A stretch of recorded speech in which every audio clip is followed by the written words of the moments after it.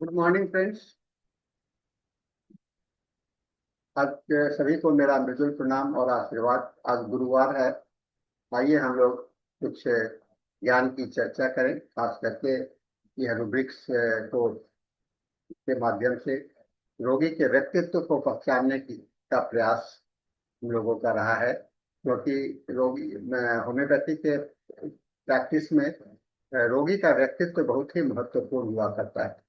और व्यक्तित्व को पहचान करके आप उसके लिए बहुत ही सटीक दवा का चयन कर सकते हैं।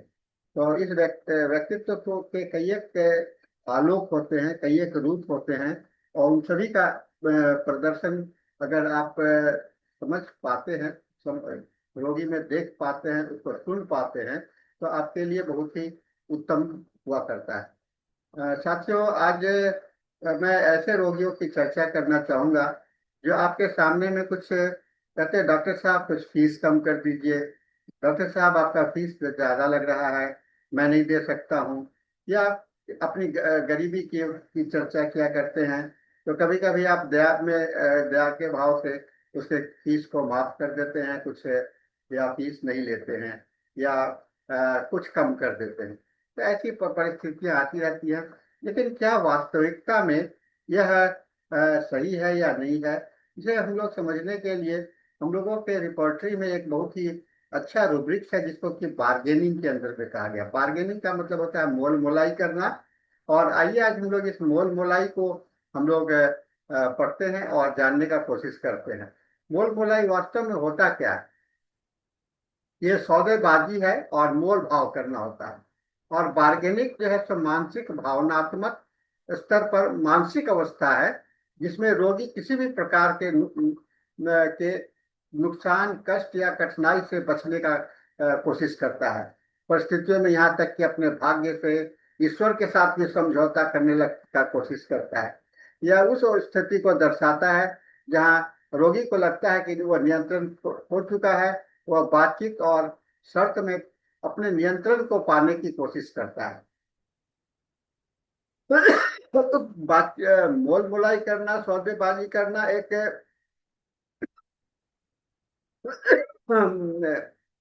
जीवन का अंग है। लेकिन मन जहाँ देने और पाने के मोड़ पर आकर तनाव और अपराध भय का बोध या चिंता को कम करने की कोशिश किया जाता है।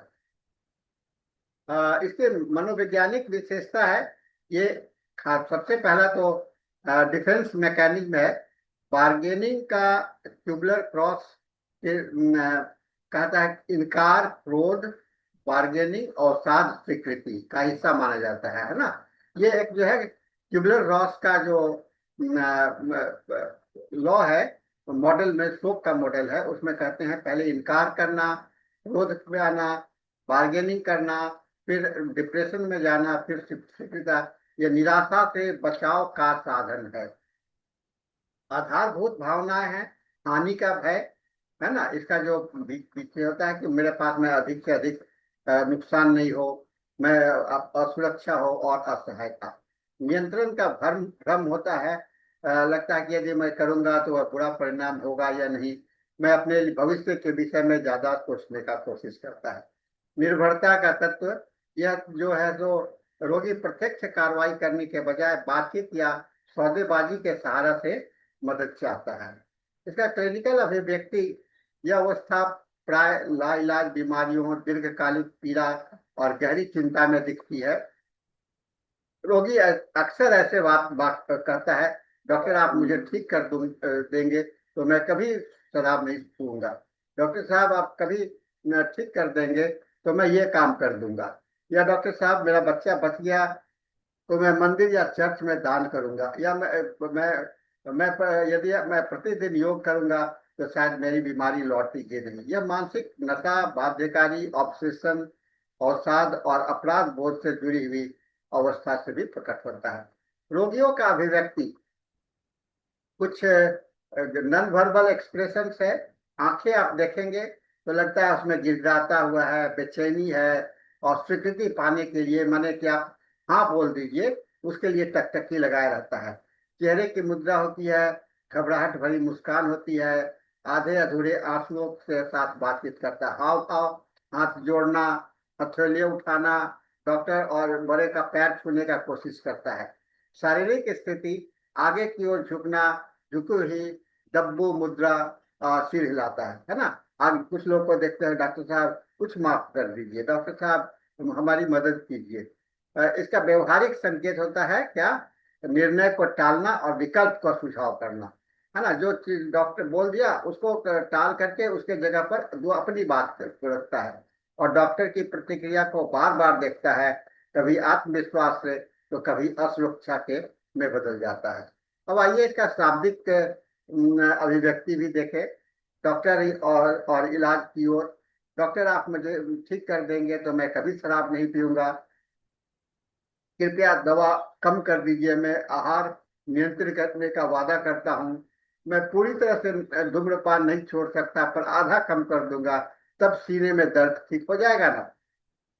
देखिए सिगरेट छोड़ना भी नहीं चाहता है, तो वह कहता है कि ठीक है, थोड़ा सा मैं छोड़ दूंगा, है ना।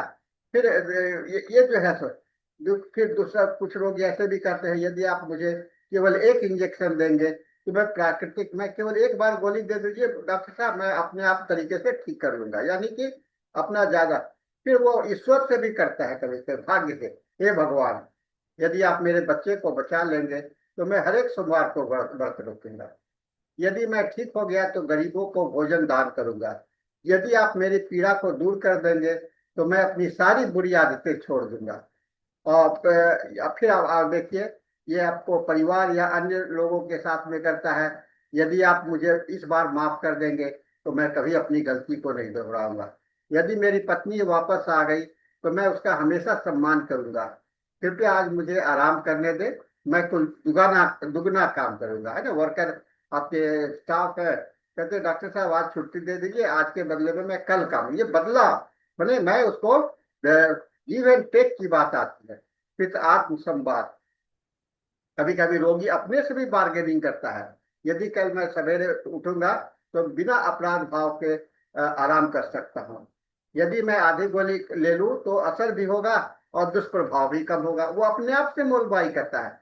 तो आप मोल बोलाई या बार्गेनिंग जो है तो अपने परिवार से करते हैं लोग, अपने से करते हैं, ईश्वर से करते हैं, डॉक्टर से करते हैं, दुकान बाजार खरीदारी के समय में करते हैं, इस तरह से बातें हुआ करती थी।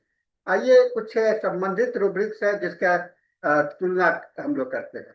जैसे माइंड, माइंड में एक रूब्रिक्स है सप्लीकेशन, गिड़गिड़ाना, प्रार्थना करना।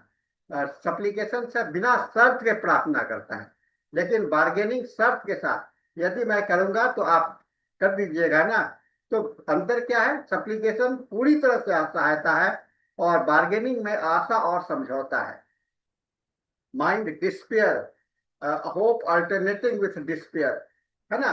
होता है निराशा में रोगी हार मान लेता है, बार्गेनिंग में हार नहीं मानता है, बदले बल्कि अपनी स्थिति को बदलने की आशा रखता है।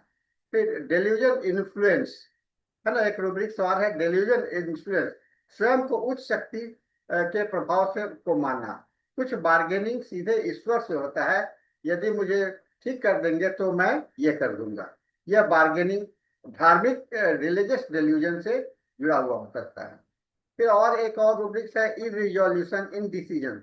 इरिजोल्यूशन मतलब कि रोगी निर्णय नहीं ले पाता है, और बार्गेनिंग का मतलब होता है रोगी शर्त लगा करके निर्णय लेता है। फिर फियर में आता है भय, मृत्यु, बीमारी, दुर्भाग्य का।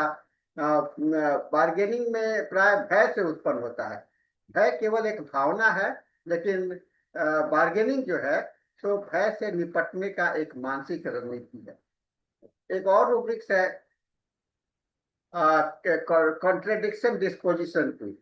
कॉन्ट्रेडिक्शन प्रतिरोध करना, असहमति व्यक्त करना। फिर आता है बार्गेनिंग, समझौता नहीं न कि विरोध, इसे समझौता है विरोध नहीं है। क्लिनिकल उदाहरण, भेद स्पष्ट करने के लिए हम लोग आए, कैंसर का रोगी कहता है सप्लीकेशन में, डॉक्टर आप मुझे कृपया बचा लीजिए, मैं सब कुछ है, यानी कि यह गिड़गिड़ा रहा है, सप्लीकेशन गिड़गिड़ा रहा है।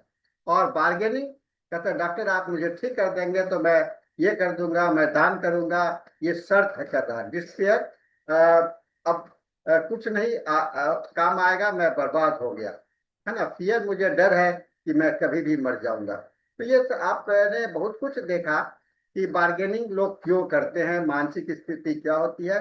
तो एक अपने आप को बचाव की स्थिति होती है, असुरक्षा की भावना होती है, और हमेशा अपने पक्ष पर ही बात करता है, दूसरे के पक्ष को नहीं सोचता है।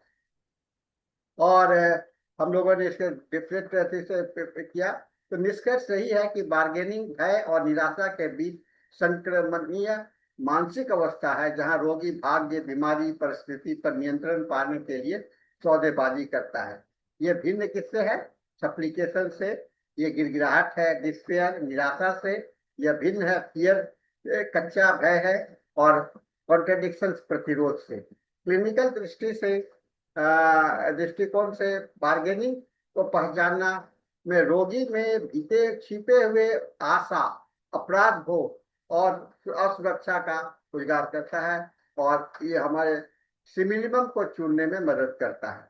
अब इस प्रवृत्ति की कुछ प्रमुख औषधियां हैं, जैसे आर्सेनिक एल्बम, असुरक्षा का भय, आश्वासन पाने के लिए बार्गेनिंग। डॉक्टर साहब ठीक कर दीजिएगा ना, डॉक्टर साहब ठीक कर दीजिएगा। तो मैं इग्नेशिया शोक में अंतस्वाद और वादे करता है ना। कैलकेरिया का भयभीत होकर के मेहनत और प्रयास द्वारा सौदेबाजी करता है। लाइकोपोडियम असफलता और छवि को बचाने हेतु शर्त का समझौता करता है।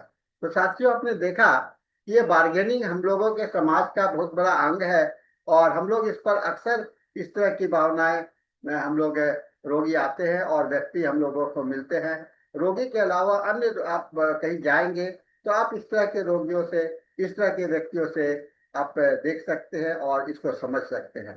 तो आज के इस रूब्रिक्स में जान करके हमने रोगी के, मनुष्य के एक मानसिक पहलू को भी देखा कि हम सबों में एक आदत है बार्गेनिंग करने की। मुझे भी एक बार मैं बाजार गया था, और एक दार्जिलिंग में, वहां पर एक स्वेटर में के दुकान पर मैं गया। तो वहां पर एक महिला स्वेटर बेच रही थी बहुत सारे। मुझे एक स्वेटर पसंद आया और मैंने उसे कहा कि इतना में दे दो। कहा कि नहीं देंगे। मैं फिर बार बार करता कहता रहा कि दे दो दे दो दे दो। मैं ये देखने के लिए क्या है स्थिति। तो फिर उसने अंत में आकर के कहा कि ठीक है, मैं दे देता हूँ। मैंने एक, उसके बाद में जब वो कम दाम पे देने के लिए तैयार हो गई, तो मैंने सोचा कि चलो एक दो और ले लेते हैं उतना पर। तो देखो आप कितना वो डिफेंस मैकेनिज्म है। उसने कहा कि नहीं डॉक्टर थी सर, आप नहीं है कोई दूसरा, आप नहीं जाए, दूसरे दुकान चले जाइए, मेरे पास में खत्म हो गया। तो ये जो है सो एक बार्गेनिंग का प्रकाष्ठा है। और इसको मैं तो वहां पर केवल एक बस इंटरटेनमेंट और अति के लिए बार्गेनिंग घूम रहा था बाजार में, तो मैंने ऐसा मोल भाव किया था। मेरी आदत नहीं है मोल भाव करने का, मैं अक्सर इस तरह करता हूँ। लेकिन ऐसा अब हम लोग अपने जीवन में भी करते हैं। कभी कभी हम बीमार होते हैं तो भगवान हमको ठीक कर दीजिए, मैं रोज प्रार्थना करूंगा, ऐसी बातें भी हम लोग किया करते हैं। तो ठीक है, हम लोगों ने आज एक अच्छा मानसिक पहलू को देखा है। आइए हम लोग इसके साथ में आज का यह सेशन को समाप्त करते हैं। एक नए सेशन के साथ में हम लोग फिर उपस्थित होंगे, एक नए रूब्रिक्स के साथ में, एक अलग मानवीय पक्ष और व्यक्तित्व के पक्ष में हम लोग जानने का कोशिश करेंगे। तो इसके साथ में आप सबों को मेरा मृदुल प्रणाम, सबों को मेरा मृदुल आशीर्वाद और धन्यवाद। Thank you very much.